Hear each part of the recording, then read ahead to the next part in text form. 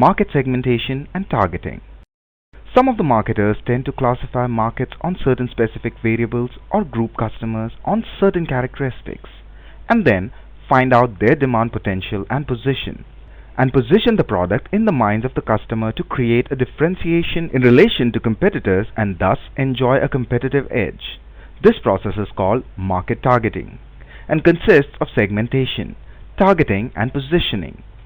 Segmentation in a business to consumer market is process of dividing large consumer markets into smaller group of customers while similar demand patterns. It also involves grouping of a few number of large customers into one segment due to similar demand pattern for industrial markets. Targeting involves including decisions encompassing which market to enter out of the available market segment alternatives. Positioning is about the customer's perception about the brand as being different from other brands on specific dimensions, including product attributes. In this lesson, we are going to study these concepts like STP, B2C market, and product differentiation. It follows from the previous slide that after studying this lesson, you should be able to understand what non-segment markets are, understand the concept of market segmentation, analyze the purpose of segmentation, analyze the segmentation basis, know the market entry strategies, understand the concept of target marketing, know how target markets are selected, analyze the strategy for target marketing, know the concepts of positioning.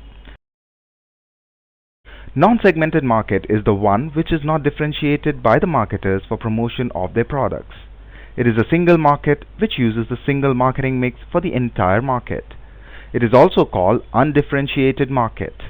Undifferentiated marketing assumes everyone is the same and aims a particular product at everyone.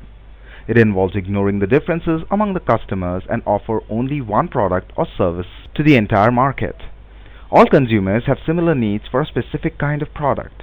Homogeneous markets or demand is so diffused it is not worthwhile to differentiate. Try to make a demand more homogeneous.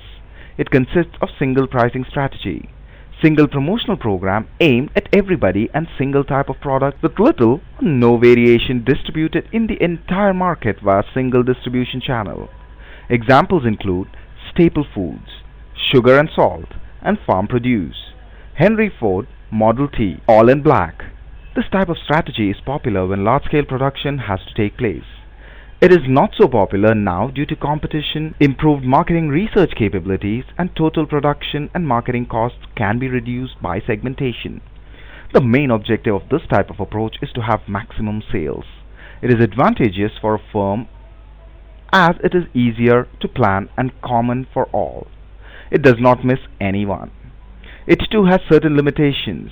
It can be wasteful to ignore segmentation due to differences in customers' preferences. It can lead to disappointing sales because consumer needs within a market vary. One marketing mix could not adequately satisfy the need of the entire market. Geographic segmentation is the simplest form of segmenting the market. Here, the marketer divides target market into different geographical units such as nations, states, and regions. A particular brand may be popular only in North India. Then, the North Indian market can be divided on the basis of zones, village, cities, climates, etc. A classic example of geographic segmentation is Amul, which was initially marketed only in Gujarat, and then by strengthening distribution network, the company went for a national launch. While it is easy to find and group people living in one geographic location, there may be large variation in their demographic characteristics. Demographic variables include factors like age, gender, family, size, family life cycle, income, occupation, education, marital status, religion, race, generation, nationality, language, and social class. Since consumer needs, wants, and demand patterns are directly linked with demographic variables, this method of segmentation is popular among marketers. Other than the demographic methods of market segmentation, segmentation on the basis of psychography is another popular method among marketers. Psychographics is the study of lifestyle of individuals. It involves developing subgroup identification on the basis of psychographical characteristics. In the case of behavioral segmentation, the market is divided on the basis of purchase decisions and product or brand usage made by consumers. All the above methods of segmentation are based on post facto analysis of the kind of people who make up specific segment of a market. These methods help in describing the characteristics of different segments rather than finding out what causes these segments to develop. People suggesting benefit segments ground their idea on assumption that benefits people expect out of the product consumption situation are the basic reason of purchase, and customers can be grouped as per the basic reason of their purchase. Benefit segmentation involves classifying buyers according to the benefits they expect from the product.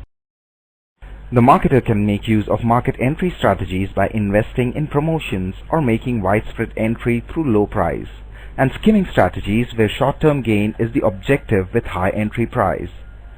Rapid skimming is expensive initiative combining high price and high promotion, directed at a low aware, low willingness to buy market. This strategy is very useful if the market size and potential is very high and the likelihood of competition to quickly adopt and adapt to offer is also very high. When a firm has short-term goals of profit maximization and increase in sales volume, it can resort to this strategy. The target markets are early adopters and innovators who do not mind paying the high price for the privilege of being the early users. Slow skimming strategy is used when the firm is confident that it can recoup its investments in sufficient time. This could be due to lack of competition.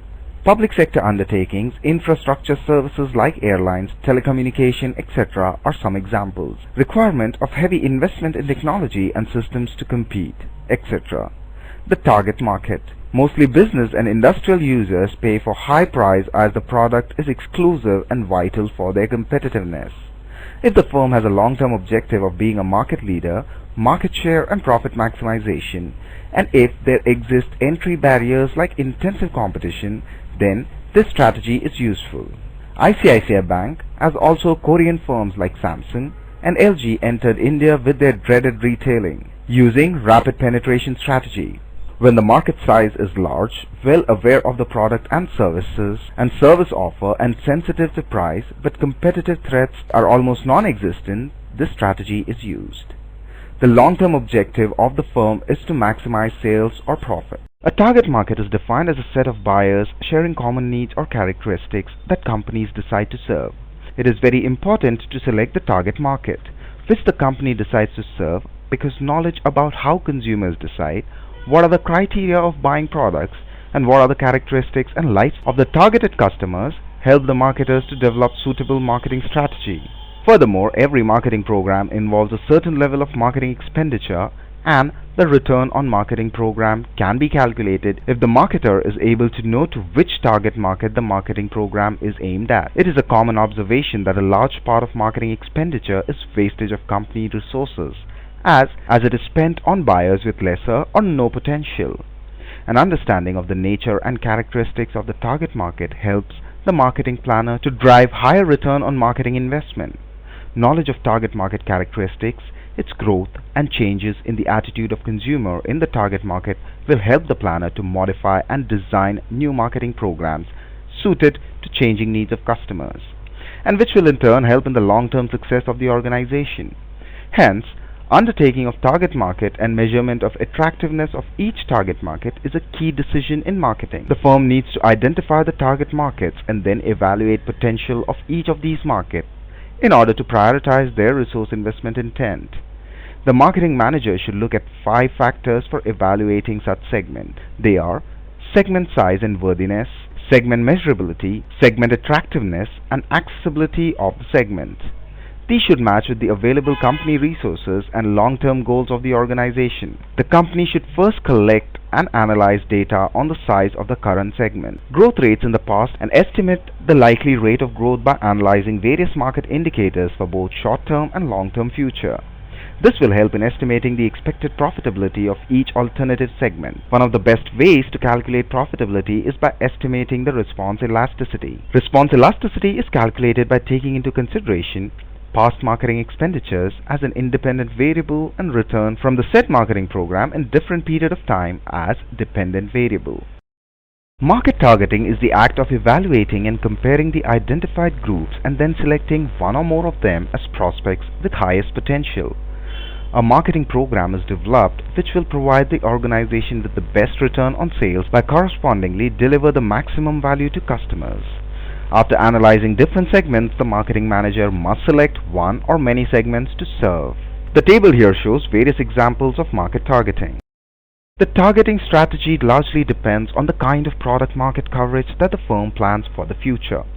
The resources, capabilities and intent of respective firms also influence product market coverage decisions. The product market coverage strategies are broadly classified as undifferentiated marketing, concentrated marketing and differentiated marketing strategies. In the absence of proper mechanism to classify the market into number of market segments and analyze their potential, many firms decide on the mass marketing strategy.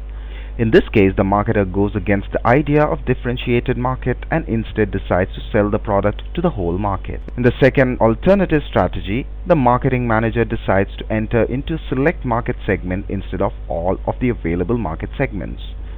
When resources as well as market access are limited and the company has to face intense competition, the marketing manager has to stretch the budget for market coverage. In this case, the company is largely to follow the concentrated marketing strategy. The marketing manager decides to cover a large niche rather than fighting for a small share in a large market. It is an excellent strategy for small manufacturers that can serve the segments closely and cater to the emerging need of closed-loop customers. Many marketers choose to target several segments or niches with differentiated marketing offer to suit each market segment. Maruti is the leading automobile company, which has the distinction of having products for different market segments. Maruti 800 is sold to upcoming middle class. Baleno and Swift are targeted for upper rich class people. And Maruti Omni is targeted for a large family and taxi operators. The main objective of offering differentiated marketing offer is to cater to different segments and get higher sales with a dominant position in each of the segments. Segmentation, targeting and positioning (STP) constitute the fundamental pillar of any marketing function. Till now we have completed our discussion on segmentation and targeting. The marketing manager needs to decide which segment to enter and how to target that segment with a product offer through selection of market segment and target marketing strategy. The next step is to decide the company's product offer and which image the company would like its customers to develop. The challenge is to decide what position the company wants its product to occupy in the selected segment. A product's positioning is the definition that a consumer gives to the product on important attributes. It is the position in the perceptual space of the consumer's mind that the product takes in relation to the competitor's product, which is often verbalized by customers on certain attributes. Positioning is an act of developing the company's offering and image to occupy a distinct place in the mind of the target market. Positioning is a consumer-driven strategy in which the objective is to occupy a unique place in the consumer's mind and maximize its potential benefit for the firm. Positioning helps the brand managers to identify the core meaning of the brand and communicate these core meanings as unique to the brand. The end result of positioning strategy is a distinct value proposition, a reason for which the customer would buy the product. Now let us check if we've understood the various concepts discussed in this lesson clearly. Segmentation is the process of segregating a heterogeneous market into a set of heterogeneous groups of customers. Market targeting is the process of segmenting, targeting, and positioning an offer in the market. In market specialization, the firm selects a product and launches in different markets without any alteration to the product. Before we end, let us briefly revise what we've studied till so far. Market segmentation seeks to carve out homogeneous market out of a large heterogeneous market. There are a few common bases which are used in segmentation. Example: demographic, economic, psychographic, etc. Although the use of demographic variables is appealing and widely available to marketers, but these variables are not able to profile segments on their own. Market segmentation for individual customer markets is different from that of industrial markets.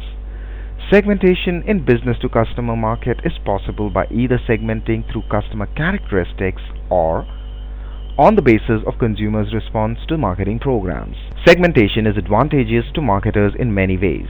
Instead of spending all marketing resource on heterogeneous market where customers have varied characteristics and response patterns, segmentation guides marketing managers to identify who are the likely buyers and to spend the resources on these buyers to achieve a time-based result. It also helps firms to develop differentiated offers to suitably to cater different market segments. Segmentation is a specific process in which the marketing manager identifies the bases or variables on which the market is to be divided. forms segmentations and profiles them, and then launches marketing programs for each segment. Managers can use any of these base variables for profiling segmentations.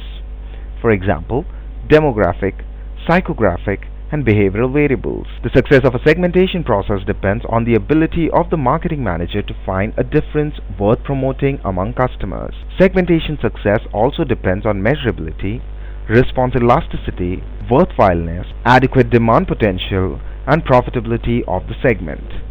The attractiveness of a market segment is asserted on factors like accessibility, measurability, communicability, worthwhileness, and market variability. Marketers use three strategic options in target marketing. They are undifferentiated marketing, differentiated marketing, and concentrated marketing. In undifferentiated marketing strategy, the same marketing program is offered to everyone regardless of their difference. In differentiated marketing, two or more segments are targeted using different marketing programs for each of the segment. In concentrated marketing strategy, the marketing manager focuses on one segment out of many possible segments. A decision on target marketing largely depends on the profit potential of each segment, resources available with the firm, and the strategic intent of the firm.